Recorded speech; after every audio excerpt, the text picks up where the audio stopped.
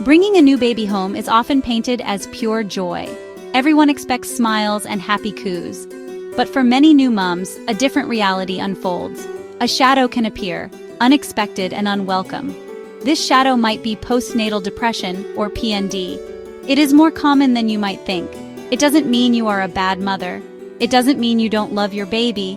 It means you are human, and you need support. This is a journey many of us have walked, even if we felt utterly alone at the time. It is estimated that PND affects 1 in every 10 women. Some studies suggest the number could be even higher. Think about that. In a room of 10 new mothers, at least 1 is likely struggling. This isn't a personal failing. It is a serious illness, just like any other. It can happen to anyone, regardless of their background or how much they wanted their baby. The pressure to be perfect can make it even harder to admit that something feels wrong. But admitting it is the first brave step. When PND hits, it can feel like you are adrift in a fog. The world can seem muffled and distant. Simple tasks might feel overwhelming, like climbing a mountain. There can be a profound sense of isolation, even when surrounded by people. You might look at your beautiful baby and feel a confusing mix of emotions, or worse, a frightening numbness. It's a lonely place, this storm inside your head, especially when everyone else seems to be celebrating the sunshine of new parenthood. It is so important to understand that PND is a medical condition. It is caused by a combination of hormonal changes, psychological adjustments to motherhood, and social factors. It is not something you can just snap out of. It requires understanding, compassion, and often professional help. Recognizing it for what it is, an illness, not a weakness, is crucial. This understanding can be the first light that pierces through the storm clouds, guiding you towards help and healing. Many new moms experience the baby blues. This usually starts a few days after birth. You might feel tearful, a bit down, or anxious. These feelings are common. They are often linked to hormonal shifts and tiredness. The baby blues typically last for a few days, maybe a week or 2. Then they usually fade on their own. It's like a brief spell of rain that soon passes, leaving clearer skies. It's a normal part of the postpartum adjustment for many. Postnatal depression is different. It is more intense. It lasts much longer, for weeks or even months. The sadness can be overwhelming. You might lose interest in things you once enjoyed.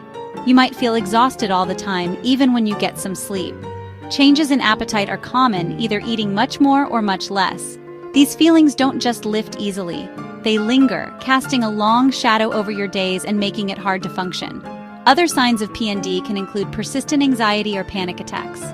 Some moms feel very irritable or angry. You might struggle to bond with your baby, which can bring on terrible guilt. Some women have frightening thoughts about themselves or their baby.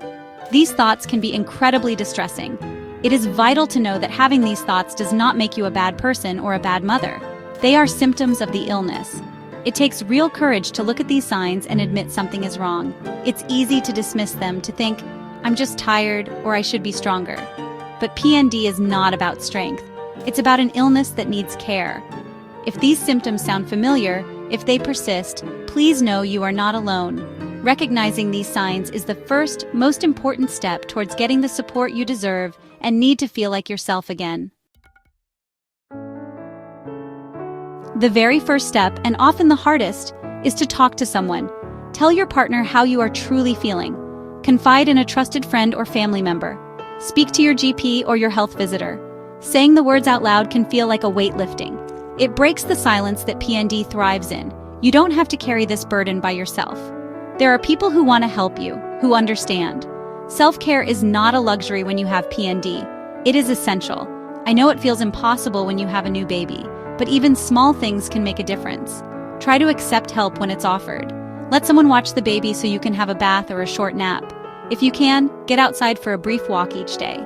Fresh air and a change of scenery can sometimes clear the fog a little. Nourish your body with simple, healthy food. These small acts matter. Sharing your experience can be incredibly powerful. When I went through PND, I initially felt so ashamed. I thought I was the only one. But when I started to talk about it, I realized how many women had similar struggles. Finding out you are not alone is a huge relief. It normalizes the experience. It shows you that there is a path through it, because others have walked it before you and found their way to the other side. Professional help is a sign of strength, not weakness. Your GP can discuss treatment options with you. These might include talking therapies like counseling or CBT, cognitive behavioral therapy. Sometimes, medication can be helpful to correct the chemical imbalances that contribute to depression. There is no shame in needing medication. Think of it as a tool to help you get well, like taking medicine for a physical illness. The goal is to help you feel better. Support groups can be a lifeline. Being in a room or an online space with other mothers who truly understand what you are going through is incredibly validating. You can share your fears and your small victories. You can offer and receive empathy. There is a unique comfort in knowing that your feelings are shared, that you are not going mad. These groups remind you that you are part of a community, even when PND tries to isolate you. There are also many helplines and online resources available. Organizations like Pandas Foundation UK or the Association for Postnatal Illness, APNI, offer fantastic support. They have people you can talk to, information you can read. Sometimes just knowing that support is a phone call or a click away can make a big difference, especially during those long nights or difficult days. They can provide a listening ear and practical advice when you need it most. I remember feeling like I was drowning in darkness. The joy I expected to feel with my baby was replaced by a terrifying void. But slowly, with help, the light began to return. A friend once told me, "This isn't you, Brooke. This is something happening you, and it will pass." She was right. It was a long journey, but I found my way back. The fog lifted. I learned to be kind to myself, and I learned that asking for help was the bravest thing I could do. If you are struggling, please hear this. You are not alone. You are not a bad mother. You are experiencing an illness, and it is treatable. There is hope. There is help available. Reaching out is a sign of incredible courage. You are stronger than you think. This challenging chapter will not last forever. With support, you will find your way back to yourself and to the joy of motherhood. You deserve to feel well. Today is 2025, May 24th, and help is here for you. Don't forget to subscribe to Happy Baby Coo for more support and tips.